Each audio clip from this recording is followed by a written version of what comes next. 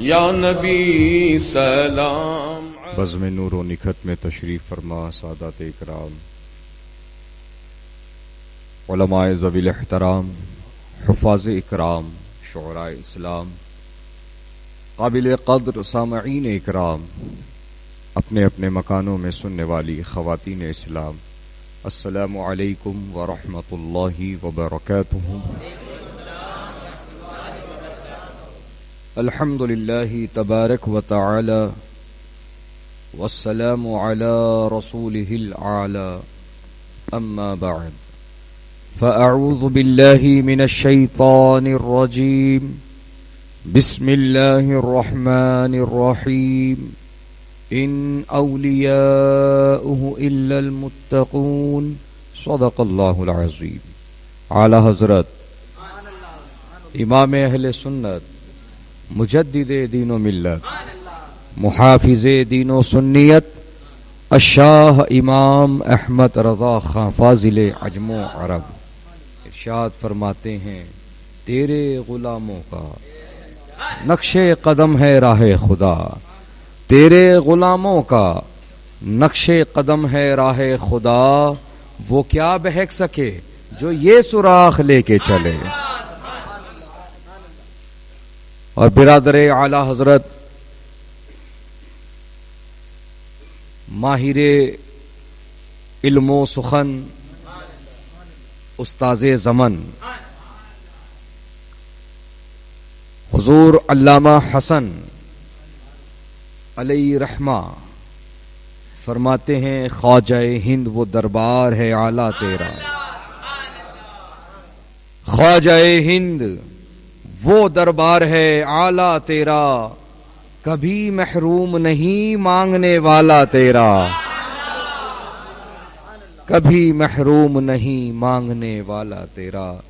سمین قلب سے تمامی ارباب مجاز، احباب اہل سنت، نوجوانان اہل سنت، ڈش پلی نظام آباد تلنگانہ کو مبارکبادی کے گلدستے پیش ہے، جنہوں نے اپنی کوششوں اور کاوشوں سے اس بزم کو منعقد کیا. اللہ پاک سے دعا ہے کہ مولا کریم جس نے جس طریقے سے حصہ لیا ہے سب کو دارین کی رحمتیں برکتیں عطا فرما.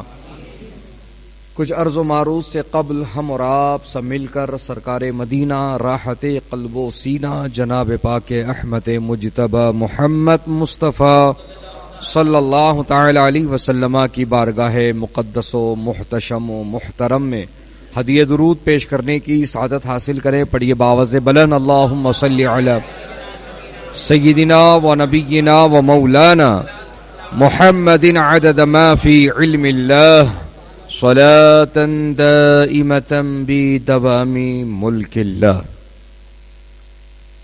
آپ تمامی برادران اسلام، احباب اہل سنت کی خدمت میں عرس خواجہ خواجگان، فخر ہندوستان، عطائے رسول، سلطان الہند حضرت سیدنا معین الدین حسن سنجری ثم اجمیری رضی المولا تعالی عنہ بہت بہت مبارک ہو. اللہ پاک اپنے اچھوں اور سچوں کے فیضان سے ہم سب کو مالا مال فرمائے. ہم اور آپ یقیناً بہت خوش نصیب ہیں کہ اللہ پاک نے ہمیں ایمان اور اسلام کی دولت سے مالا مال فرمایا، اور اللہ نے یہ کرم فرمایا کہ ہمیں کسی اور نبی یا رسول کی امت میں نہیں بلکہ اپنے محبوب کی امت میں پیدا ہونے کا شرف بخشا. میں تو اکثر کہا کرتا ہوں، بات یاد آ گئی تو پھر دہراتا ہوں کہ اے اہل ڈچ پلی، اے اہل نظام آباد، اے اہل تلنگانہ، تم نہ اپنی طاقت پر ناز کرو نہ اپنی دولت پر ناز کرو، نہ اپنے حسن پر، نہ اپنے جمال پر، نہ اپنی پراپرٹی پر، نہ اپنی دولت پر ناز کرنا ہے تو اس بات پر کرو کہ اللہ نے تمہیں امت محمدیہ میں پیدا ہونے کا شرف عطا کیا۔ سبحان اللہ، امت محمدیہ کی کیا شان ہے۔ اللہ نے امت محمدیہ کو کیا مقام عطا کر دیا ہے۔ ایک چھوٹی سی بات سن لیجئے تاکہ آپ کو اندازہ ہو جائے۔ میدان محشر میں اہل محشر کی جملہ 120 صفیں قائم کی جائیں گی، جن میں سے 80 صفیں امت محمدیہ کی ہوں گی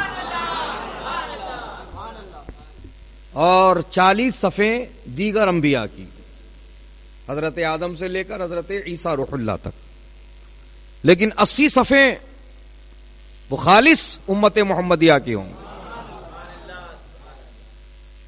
ہمارے نبی صلی اللہ تعالی علیہ وسلم خاتم النبیین ہیں، اللہ نے آپ کو آخری نبی بنا کر بھیجا، آخری رسول بنا کر بھیجا۔ نبی نے فرما دیا لا نبی بعدی، میرے بعد کوئی نبی نہیں ہے، میں آخری نبی ہوں، مجھ پر نبوت کا دروازہ بند کر دیا گیا ہے۔ حضرات محترم، تو پتا چلا کہ ہمارے نبی آخری ہیں تو امت محمدیہ بھی آخری امت ہے، امت محمدیہ بھی آخری امت ہے۔ تو اب قیامت کے دن میدان محشر میں جو صفوں کی ترتیب ہوگی، تو ہم آخری ہوں، ہم آخری ہیں تو ہمارا مقام بھی آخری میں ہونا چاہیے۔ ہم آخری امت ہیں تو میدان محشر میں بھی ترتیب کے حساب سے ہم آخر میں ہونا چاہیے، لیکن نہیں، ہم آخری میں نہیں ہوں گے، ہم سب سے آگے ہوں گے۔ ہم آخری میں نہیں کھڑے کیے جائیں گے، ہم آگے کھڑے کیے جائیں گے۔ ہمارے بعد ہمارے پیچھے ساری صفیں قائم کی جائیں گی، سارے امتوں کی یعنی سارے نبیوں کے جو امت ہیں ان کی صفیں قائم کی جائیں گی۔ لیڈ امت محمدیہ کر رہی ہوگی، آگے امت محمدیہ کھڑی ہوگی۔ حضرات محترم، پتہ چلا کہ حشر و نشر پہلے ہمارا ہوگا، حساب و کتاب پہلے ہمارا ہوگا، اور سب سے پہلے جنت میں بھی ہم ہی داخل کیے جائیں گے، جنت میں ہم ہی سب سے پہلے بھیجے جائیں گے۔ حضرات محترم، بات سمجھ میں نہیں آ رہی ہے کہ آئے ہیں سب سے آخر میں، ہمارے نبی ہیں آخری، ہم امت ہیں ان کی آخری، لیکن میدان محشر میں ہمیں سب سے پیچھے نہیں کھڑا کیا جائے گا، ہمیں سب سے آگے کھڑا کیا جائے گا۔ تو یہ وجہ کیا ہے؟ تو حضرات محترم، اب اس کو آپ اس طرح سمجھ لیجئے، جب تک بکے نہ تھے کوئی پوچھتا نہ تھا، تم نے خرید کر ہمیں انمول کر دیا۔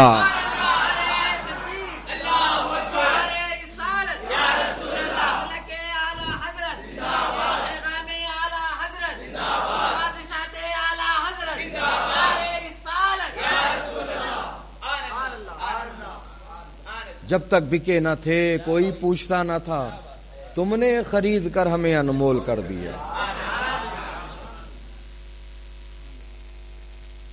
ابھی آپ نے نازش علم و فن، فاضل نوجوان، ماہر علم و فن حضرت علامہ مولانا مفتی محسن رضا صاحب قبلہ سے یہ سماعت فرمایا کہ نسبت یہ بہت کمال چیز ہے،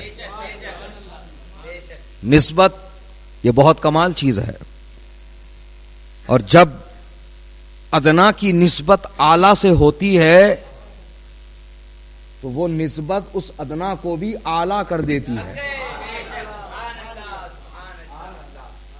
نسبت اعلی سے جب ادنا کی ہو جاتی ہے تو اس نسبت کی وجہ سے ادنا بھی اعلی ہو جاتا ہے۔ جیسے کہ جو کپڑا میں پہنا، یہ کپڑا پہننے سے پہلے میں وضو نہیں بناؤں گا. جب یہ کپڑا پہننے والا رہوں گا میں تو اس کو چوموں گا نہیں، آنکھوں سے نہیں لگاؤں گا. یہ عام کپڑا ہے، یہ عام کپڑا ہے. اس کی عزت، تعظیم، احترام نہیں ہوگا. لیکن اگر اسی کپڑے کا جزدان قرآن شریف کا بنا دیا جائے، قرآن شریف کا جزدان بنا دیا جائے تو حضرات اب بے وضو نہیں چھوئیں گے، اور جیسے ہی اس کو باوضو چھوئیں گے تو طبیعت چاہے گی پہلے بوسہ لے لیا جائے، آنکھوں سے لگا لیا جائے، اٹھا کے سر پہ رکھ لیا جائے. بات سمجھ میں نہیں آ رہی ہے؟ کپڑا وہی ہے، کپڑا وہی ہے، لیکن اب نسبت کی وجہ سے وہ کپڑا ممتاز ہو گیا ہے کہ اس کی نسبت جب تک ہماری طرف ہے تو اس کے اندر کوئی شرف و کمال نہیں ہے. لیکن جب اس کپڑے کی نسبت قرآن کی طرف ہو جائے تو وہ کپڑا ممتاز ہو جائے، وہ کپڑا اعلیٰ ہو جائے، وہ کپڑا تعظیم کے لائق ہو جائے. تو حضرات محترم، اب جب یہ بات سمجھ میں آ رہی ہے کہ قرآن سے نسبت جڑ جائے، قرآن سے نسبت جڑ جائے تو وہ کپڑا قابل احترام ہو جائے، وہ کپڑا قابل عزت ہو جائے. تو حضرات محترم، یہی بات تو سمجھنے کی ہے کہ جب قرآن سے نسبت ہو رہی ہے کپڑے کی تو وہ ممتاز ہو رہا ہے. ہم غلام صاحب قرآن سے اگر سچی نسبت جوڑ لے تو پھر یقیناً ساری دنیا ہماری عزت کرنے لگ جائے گی. اللہ تعالی ہمیں وہ مقام عطا فرمائے گا، اللہ تعالی ہمیں وہ مقام و مرتبہ بخشے گا کہ جیسے کہ قرآن سے کپڑے کی نسبت ہو رہی ہے تو کپڑا ممتاز ہو رہا ہے، اسی طرح صاحب قرآن سے جو جڑے گا وہ بھی ممتاز کر دیا جائے گا. نسبت جوڑنا کافی نہیں، نسبت جوڑنے کے ساتھ سنبھالنا اور نبھانا بھی ضروری ہے. نسبت جوڑ کر سنبھالنا اور نبھانا بھی ضروری ہے. جیسا کہ نکاح کے وقت میں ایجاب و قبول ہوتا ہے، لڑکے سے کہا جاتا ہے اتنے مہر کے عوض ان گواہوں کی گواہی سے، اس وکیل کی وکالت سے کیا تم نے اس لڑکی کو اپنے نکاح میں قبول کیا؟ لڑکا کہتا 3 مرتبہ ہاں میں نے قبول کیا. یہ نسبت جڑ گئی، یہ نسبت جڑ گئی. اب اس کے بعد انہیں نہ آ رہا، نہ دیکھ رہا، نہ کچھ کھلا رہا، نہ کچھ پلا رہا، نہ اس کا کچھ دھیان ہے اس کو، نہ اس کا کوئی خیال ہے اس کو، ڈال کے چھوڑ دیا. وہ رشتہ نبھتا، آگے بڑھتا، پروان چڑھتا. سمجھ گئے بات میری؟ نسبت جوڑے ہیں تو اب سنبھالنا بھی ہے، نبھانا بھی ہے، آگے لے جانا بھی ہے، اس کے لوازمات کو پورے کرنا بھی ہے. سمجھ میں آ رہی ہے بات؟ ہاں. تو صرف جوڑ لو مت، جوڑنے کے ساتھ ساتھ نبھاؤ، جیسے غریب نواز نے نبھایا، جیسے غریب نواز نے نبھایا. ہائے ہائے ہائے ہائے، سبحان اللہ، کیا شان ہے میرے خواجہ کی. ہائے ہائے سبحان اللہ. دیکھیے آپ، 810 سال ہو گئے، ابھی جو عرس گزرا ہے چھٹی شریف کو، 810واں سالانہ عرس غریب نواز.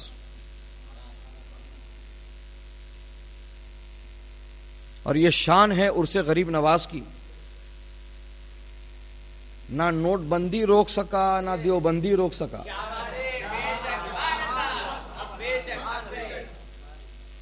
نہ لاک ڈاؤن روک سکا. دیکھیے آپ حالات، دیکھیے کیسے چلتے آ رہے ہیں. پہلا لاک ڈاؤن جب لگا عرس غریب نواز کے بعد، لاک ڈاؤن جب لمبا چلا تو ان لاک جب ہوا پھر آ گیا عرس غریب نواز. اور اب جو ہے حالات ایسے ہو رہے تھے تیسری لہر کے نام پہ، حالات ایسے ہو رہے تھے تیسری لہر کے نام پہ، اور ادھر عرس غریب نواز بھی قریب تر آ رہا تھا. لوگوں کو یہی تشویش تھی کہ کیا ہوگا، کیسے ہوگا، عرس ہوگا کہ نہیں ہوگا. غریب نواز نے یہ بتا دیا میرا عرس ہو رہا تھا، میرا عرس ہونے والا ہے، میرا عرس ہوتا رہے گا، میرا عرس ہوتا رہے گا، میرا عرس ہوتا رہے گا. ہائے ہائے سبحان اللہ. نہ دیوبندی روک سکتا ہے، نہ نوٹ بندی روک سکتی ہے. عرس ہوتا رہے گا، عرس ہوتا رہے گا، جیسے کہ 810 سالوں سے ہوتا آیا ہے. 810 سالوں سے جیسے ہوتا آیا ہے آگے بھی ہوتا رہے گا. ہم رہے یا نہ رہیں، ہم رہے یا نہ رہیں، اللہ تعالیٰ وہ انتظام کر دے گا. غریب نواز کے آستانے پر لاکھوں کا مجمع، لاکھوں کا مجمع. اللہ اکبر، اللہ اکبر. یہ تو خیر عرس کا خاص موقع تھا، وہ تو لوگ آتے ہی ہیں. کسی کو ٹکٹ نہیں دیا گیا، درگاہ کمیٹی نے کسی کو ٹکٹ نہیں دیا، آؤ تم لوگ اپنی ٹکٹ لگا کے گئے. درگاہ کمیٹی نے کسی کو ہوٹل اور کمرہ بک نہیں کر کے دیا، سب نے اپنا اپنے کمروں کو ریزرو کروایا، بک کروایا اپنے اپنے خرچے سے. کھانے کا بھی انتظام نہیں. لنگر بٹتا ہے صبح میں، ایک وقت کا لنگر بٹتا ہے. ملنے والوں کو ملا، نہیں ملنے والوں کو نہیں ملا، لیکن لوگ 3 ٹائم کھائے، 4 ٹائم کھائے، 5 ٹائم کھائے. وہ سارا انتظام انہوں نے خود کر لیا، درگاہ کمیٹی نے نہیں کیا. کہنے کا مطلب یہ ہے کہ یہ کیا ہے کہ لوگ اپنا خرچہ کر کے وہاں پہنچنے کو تڑپ رہے ہیں، جبکہ بڑے بڑے سی ایم او پی ایم کی ریلی کو کامیاب کرنے کے لیے، ان کی سبھا کو کامیاب کرنے کے لیے یومیہ لیبروں کو 200 500 روپے دے کے گاڑیوں میں چڑھایا جاتا ہے. کسی کو بریانی کی پاکٹ دی جاتی ہے، کسی کو چپٹی بوٹل دی جاتی ہے. بہرحال یہ ان کا طریقہ کار ہوتا ہے اپنی سبھاؤں کو کامیاب کرنے کا. لیکن ذرا جا کے ٹھہر جاؤ غریب نواز کے آستانے میں، سبحان اللہ، کسی کو نہ بریانی کا وعدہ ہے، نہ کسی کو ٹکٹ کا انتظام ہے، نہ کسی کو کہا گیا ہے کہ تم چلو ہمارے ساتھ. حضرات محترم، سارا انتظام ہو گیا، سارا انتظام ہو گیا. اور یہ کیسے ہو گیا؟ یہ ایسے ہی ہو گیا جیسے شاعر نے کہا ہے، ارادے روز بنتے ہیں، ٹوٹ جاتے ہیں، اجمیر وہی جاتے ہیں جنہیں خواجہ بلاتے ہیں. غریب نواز بلاتے ہیں، غریب نواز جسے چاہتے ہیں بلاتے ہیں، جسے چاہتے ہیں بلاتے ہیں. سبحان اللہ. ان کی حکومت چل رہی تھی، چل رہی ہے، چلتی رہے گی،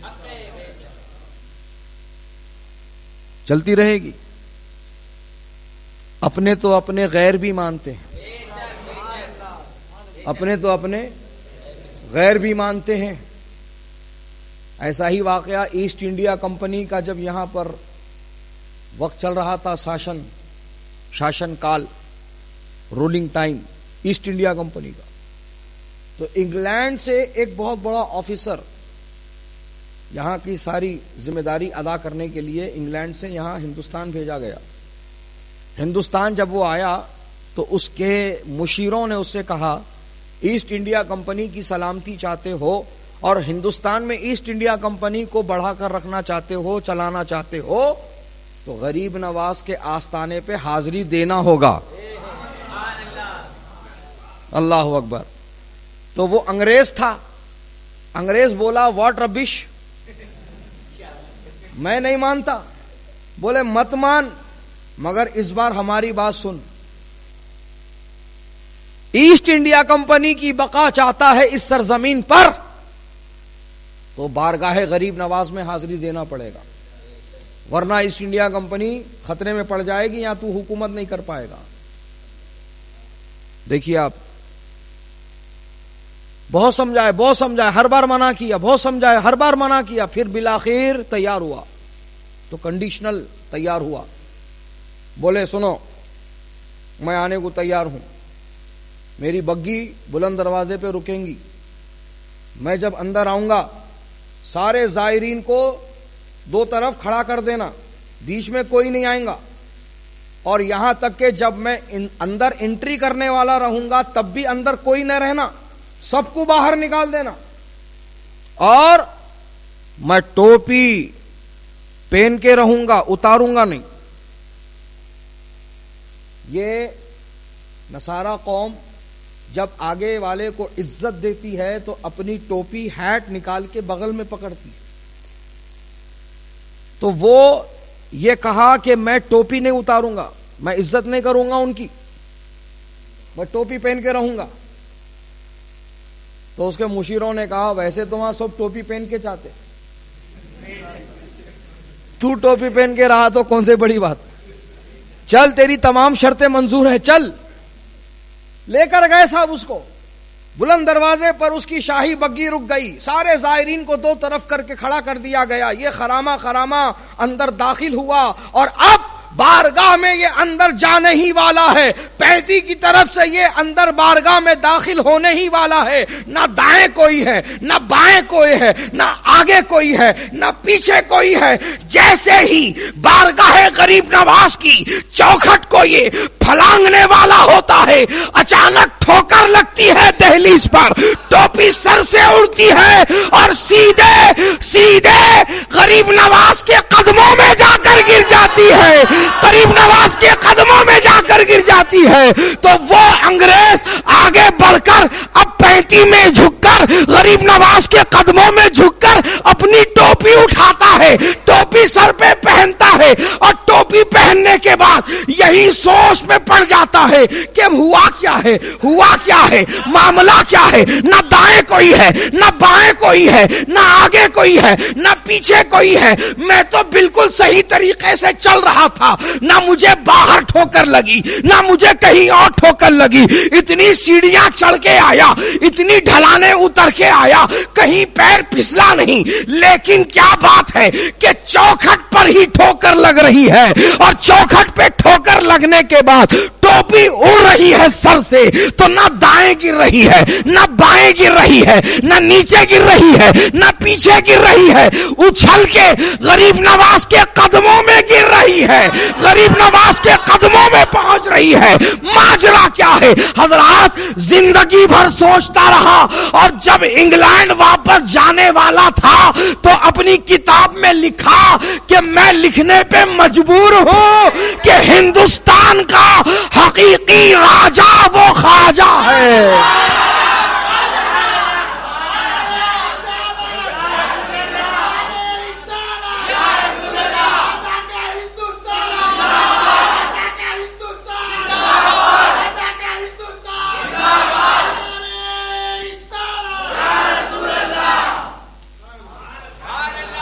اس نے کتاب لکھی، کتاب میں یہ جملہ لکھا کہ میں لکھنے پہ مجبور ہوں کہ ہندوستان میں ایک ہی راجا ہے اور وہ ہمارا خواجہ ہے. سبحان اللہ، سبحان اللہ. اسی لیے تو لوگ جائزہ لینے کے بعد کہہ رہے ہیں نا، کوئی بھی بیٹھتا 5 سال کے لیے، کوئی بھی بیٹھتا 5 سال کے لیے، 10 سال کے لیے، اس کے بعد ختم معاملہ. لیکن غریب نواز کی حکومت سبحان اللہ چلی آ رہی ہے، چلی آ رہی ہے، چلی آ رہی ہے. یہ رسول اللہ نے عطا فرمائی ہے. رسول اللہ نے آپ کو ہندوستان کی ولایت و بادشاہت عطا فرمائی،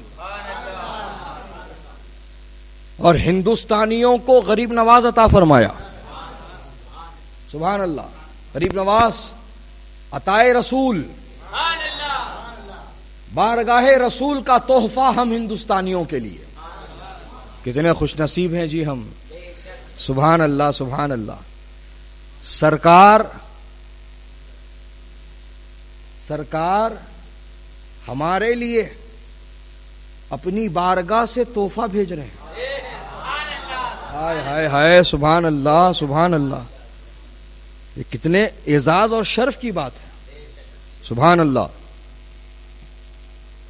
تو زندگی بھر اس بات کے احسان مند رہو کہ اس سرزمین پر دین کا غلغلہ بجانے والی ذات وہ غریب نواز کی ہے،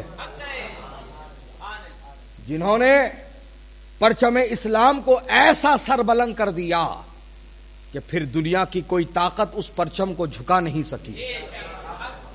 اکھاڑنا تو دور کی بات ہے، جھکا نہیں سکی، اس کا قد کم نہ کر سکی.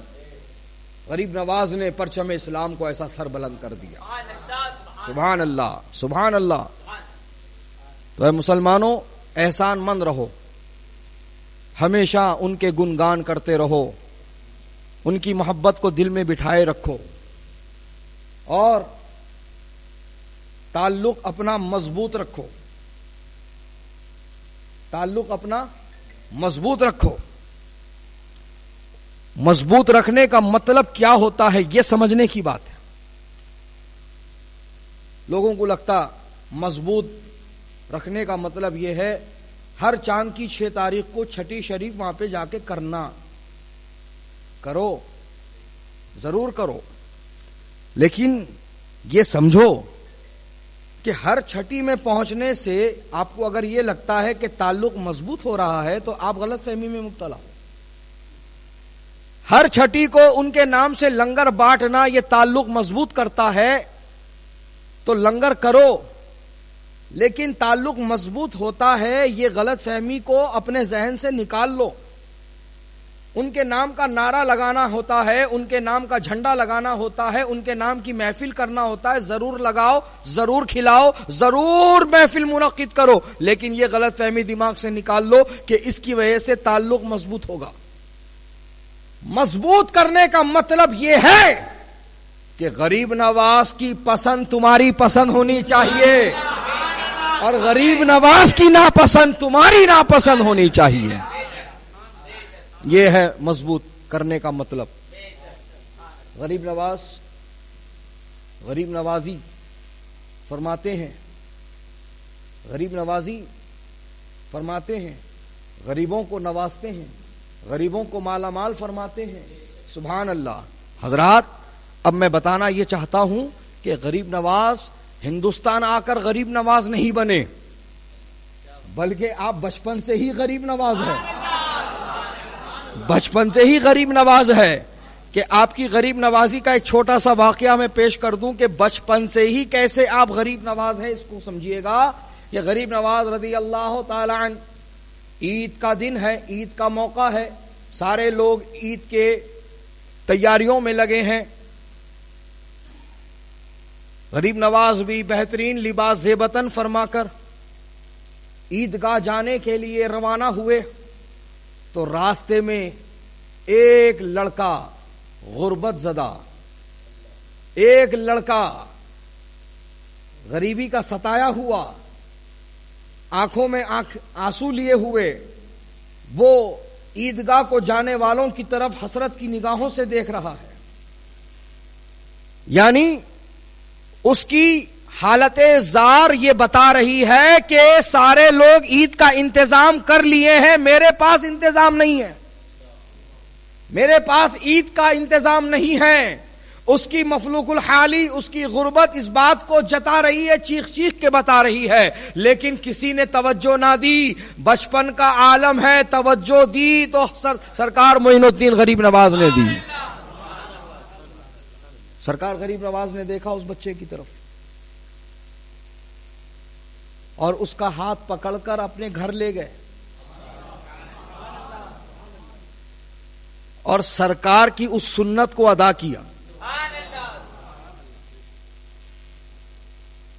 کہ اپنا لباس اتار کر اس بچے کو پہنا دیا اور آپ ایک سادہ سا لباس پہن کر اس کو لے کر عیدگاہ پہنچ گئے نماز ادا کرنے کے لیے. سبحان اللہ سبحان اللہ. یہ ہے غریب نوازی غریب نواز کی. بچپن ہی سے بچپن ہی سے جب آپ کے والد حضرت سیدنا خواجہ غیاث الدین حسینی رضی اللہ تعالی عنہ کا جب وصال ہوا تھا تو آپ کے ترکے میں ایک انگور کا باغ اور پنچکی ملی تھی، تو اسی میں آپ کام کر رہے تھے، ذریعہ معاش کر رہے تھے.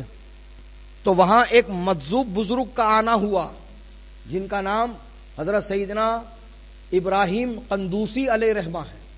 وہ بزرگ وہاں آئے تو اس بزرگ کو غریب نواز نے بڑی عزت کے ساتھ اپنے باغ میں لا کر بٹھائے اور ان کی خدمت میں ایک انگور کا خوشہ پیش کیے.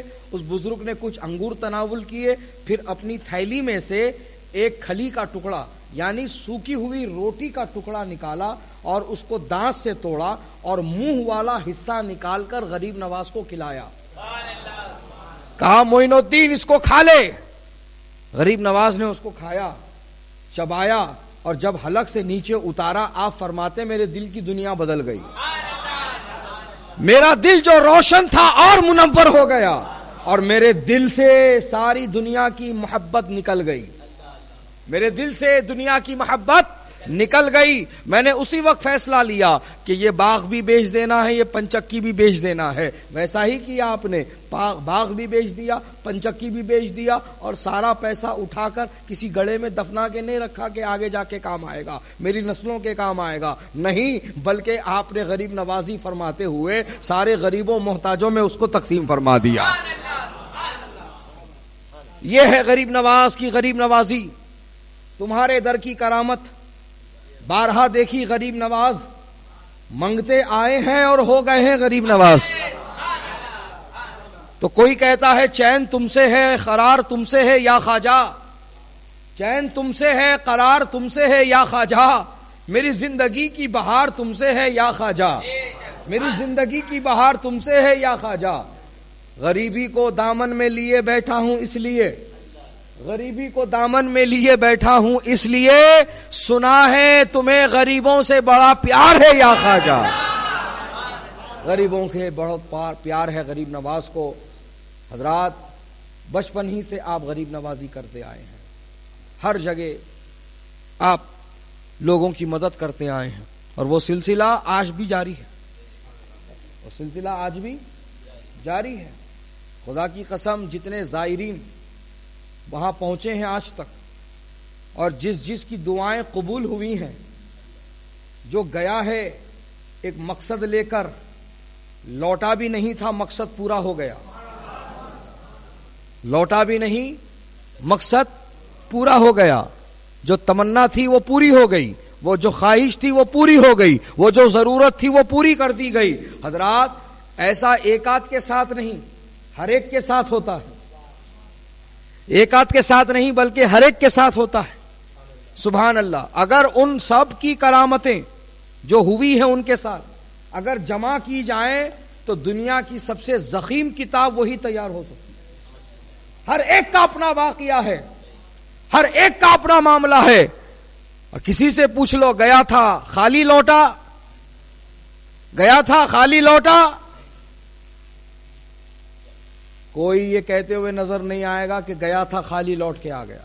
نہیں، اپنا ہو کہ پرایا ہو، سب یہی کہتے نظر آتے ہیں ہم پر کرم ہو گیا، ہم پر غریب نواز کی غریب نوازی کا کرم ہو گیا کہ گئے تھے مقصد لے کر اللہ نے پورا کر دیا. یہ ہے غریب نواز کی شان، یہ ہے غریب نواز کا دربار. اسی لیے تو برادر اعلی حضرت علامہ حسن نے کہا خواجہ ہند وہ دربار ہے اعلی تیرا، کبھی محروم نہیں مانگنے والا تیرا. یہ حقیقت ہے، یہ حقیقت ہے، یہ حقیقت ہے. بہرحال حضرات محترم، غریب نواز سرکار رضی اللہ تعالیٰ عنہ کے احسان مند رہو اور ان سے اپنا تعلق مضبوط رکھو. اور مضبوط کرنے کا مطلب میں نے بتایا، ان کی پسند کو اپنی پسند بنانا. غریب نواز حافظ قرآن اور قرآن کی تلاوت سے اتنی محبت غریب نواز کو، اتنی محبت غریب نواز کو. اور ایسا نہیں ہے کہ یہ ہوش سنبھالنے کے بعد ایسا معاملہ ہوا. جب ماں کے پیٹ میں تھے نا، جب ماں کے پیٹ میں تھے غریب نواز، تو آپ کی ماں فرماتی ہیں اکثر میرے پیٹ سے اللہ اکبر یہ صدائیں بلند ہوتی ہوئی سنائی دیتی. میرے پیٹ سے یہ آوازیں آتی تھی, اللہ اکبر اللہ اکبر اللہ اللہ سبحان اللہ. یہ ذکر کون کر رہے تھے؟ غریب نواز اپنی ماں کے پیٹ میں کر رہے تھے. بچپن ہی کے عالم میں آپ نے قرآن شریف پڑھ لیا اور حفظ کر لیا, اور قرآن شریف پڑھنے کا سلسلہ ایسا جاری رکھا کہ یہ روزانہ آپ کا معمول تھا کہ دن میں ایک قرآن شریف کا ختم فرماتے تھے اور رات میں ایک قرآن شریف کا ختم فرماتے تھے. یعنی 24 گھنٹے میں 2 قرآن مکمل فرما لیتے تھے. اللہ اکبر. اب تعلق مضبوط کیسا کرنا؟ ناچ کے, باجے بجا کے, پٹاخے پھوڑ کے, تھالیاں مار کے, ہجڑوں کو نچا کے, ہجڑوں کے ساتھ ناچ کے. کیسا تعلق مضبوط ہوگا؟ جب قرآن کی تلاوت کرے گا تعلق مضبوط ہوگا, جب اللہ کا ذکر کرے گا تعلق مضبوط ہوگا. لوگوں کو لگتا ہے کہ یہ اس طرح کی حرکتیں کرنے سے ولیوں کا فیضان ملتا ہے. نہیں ملتا ہے. ذرا غور تو کر کہ تو ولیوں کے نام پہ روڈوں پہ ڈانس کرتا ہے, روڈوں پہ تو تماشے کرتا ہے, کوئی ٹیوب لائٹ سر پہ پھوڑ رہا, کوئی کاش کے اوپر ناچ کے بتا رہا, کوئی انگار کے ساتھ کھیل کے بتا رہا. حضرات محترم, یہ سڑکوں پہ تماشے چل رہی. یہ تماشے کتنے گھنٹے چلتے؟ عشاء سے لے کے فجر سے پہلے تک. کون سی بھی درگاہ کا عرس رہن دو, عشاء سے لے کے بلکہ مغرب کے بعد سے ہی تماشے شروع ہو جاتے, فجر سے پہلے تک. سڑک پہ کتنی دیر ناچا اس کا اندازہ تو لگا وقت کا, اور بارگاہ میں جب پہنچا تو وہاں اندر کتنی دیر تھا یہ وقت کا اندازہ لگا. اور اندر گیا تو کرا کیا؟ سوائے قبر کو دیکھنے کے کچھ نہیں کرا, سوائے چادر چومنے کے کچھ نہیں کرا, سوائے قبر کے اوپر اپنی پیشانی پٹکنے کے کچھ نہیں کرا. کیوں؟ دیکھو قرآن شریف پڑھنے سے نہیں آتا. قرآن شریف پڑھنے آتا ہوتا تو قرآن شریف پڑھ کے اس کا ثواب تو جن کے عرس میں گیا ہے صاحب عرس کو تو نظر کرتا اس کا ثواب. لیکن تجھے وہ آتا نہیں, تو ناچنا سیکھ گیا, خالی تماشے کرنا سیکھ گیا خالی. تو اب جو تو سیکھ گیا ہے وہی کر رہا ہے. یہ فیضان نہیں ہے, یہ پھٹکار ہے, یہ لعنت ہے. یہ ولیوں سے قریب کرنے والا کام نہیں ہے, ولیوں سے دور لے جانے والا کام ہے. لہذا اگر ولیوں سے قریب آنا ہے تو یہ ناچنا کودنا گانا بجانا باجے گاجے چھوڑو اور ان کی پسند کو پسند بناؤ, ان کی پسند کو اپنی پسند بناؤ. قرآن کی تلاوت کرو, ذکر و اذکار کرو, نوافل کی کثرت کرو. اس سے ولیوں کا فیضان ملے گا, اس سے ولیوں کا فیضان ملے گا. تو حضرات, غریب نواز رضی اللہ تعالی عنہ ایسے قرآن شریف کے قاری کہ صبح میں ایک قرآن مکمل, رات میں ایک قرآن مکمل, رات رات بھر نوافل, رات رات بھر نوافل کی کثرت. اللہ اکبر. اور جب یہ آخری آپ کا وقت آیا, 1 رجب کی وہ تاریخ تھی, آپ اپنے خادموں سے, اپنے چاہنے والوں سے فرمائے کہ میں اپنے حجرے میں ہوں, کوئی حجرہ نہیں کھولے گا, کوئی حجرہ نہیں کھولے گا. حضرات, غریب نواز نے حجرہ بند کر لیا. جس حجرے میں آپ عبادت و ریاضت فرماتے تھے وہ حجرہ آپ نے اندر سے بند کر لیا.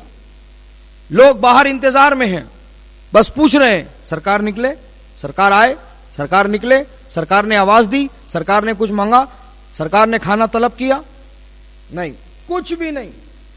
بس لوگ ایک دوسرے سے پوچھ رہے ہیں خالی, لیکن کوئی یہ نہیں کہہ رہا کہ ہاں آواز آئی ہے, نکلے ہیں, کچھ مانگا ہے, کچھ بولے ہیں, کچھ نہیں.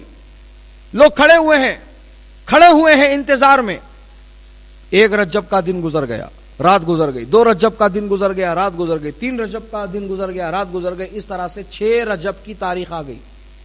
کہا کہ اتنے دن تو سرکار کبھی دروازہ بند کر کے نہیں رہتے, کیا معاملہ ہے؟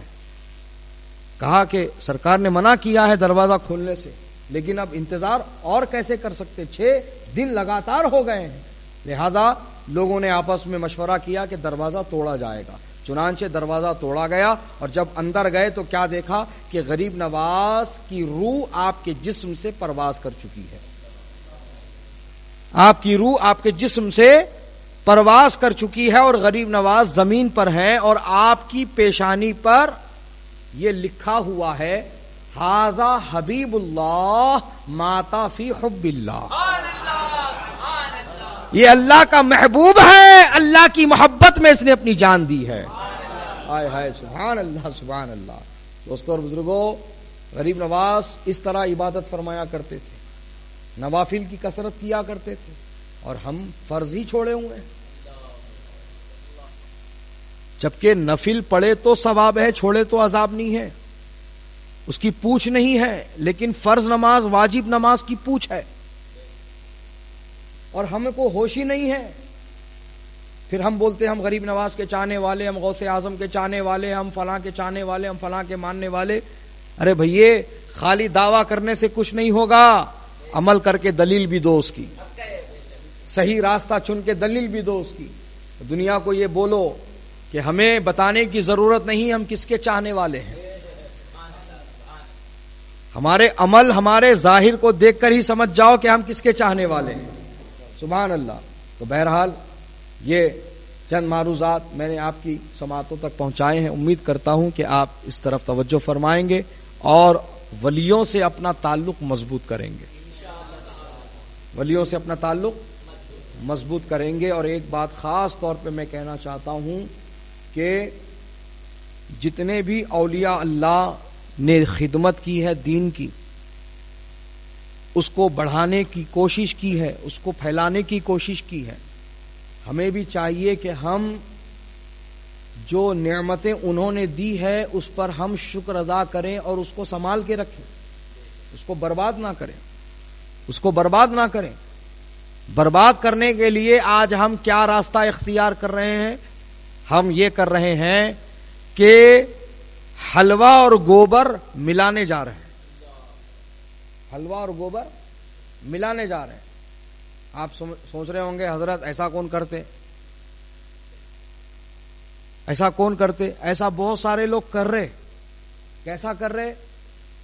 وہابیوں سے رشتہ کر کے، وہابیوں کے یہاں رشتہ کر کے، بیٹی دینا یا بیٹی لینا وہابیوں سے، یہ صحیح نہیں ہے، بلکہ یہ حرکت تو ایسی ہے جس سے آپ کا ایمان عقیدہ خطرے میں پڑ جائے گا، بلکہ ختم ہو جائے گا۔ لہذا رشتہ کرو تو سب سے پہلے نہ آمدنی پوچھو، نہ خاندان کا بیک گراؤنڈ جانو، پہلے یہ جانو کہ انہوں سنی ہے کہ نہیں ہے۔ سنی ہونا ضروری ہے، سنی ہے تو ہی رشتہ ہوتا، سنی ہے تو ہی رشتہ ہوتا، بغیر اس کے تحقیق کے آگے نہیں جانا۔ سب سے پہلی تحقیق اسی بات کی کرنا کہ ان کا عقیدہ کیا ہے، ان کا عقیدہ کیا ہے۔ جب اس پر اطمینان ہو جائے کہ الحمدللہ انہوں سنی ہے، انہوں سنی ہے، جب اس بات پر اطمینان ہو جائے تب آگے کی بات کرنا۔ لیکن ہم لوگ کیا کرتے ہیں؟ ہم لوگ دنیا داری کی باتیں کرتے ہیں۔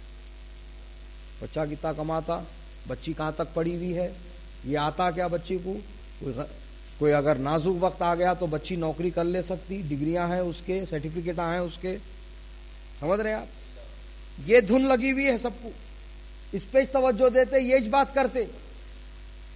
پھر نکاح ہو جاتا، نکاح کے نام پہ زنا کا دروازہ کھل جاتا، بدعقیدوں سے زنا، بدعقیدوں سے نکاح نہیں ہوتا، نکاح کے نام پہ زنا کا دروازہ کھلتا۔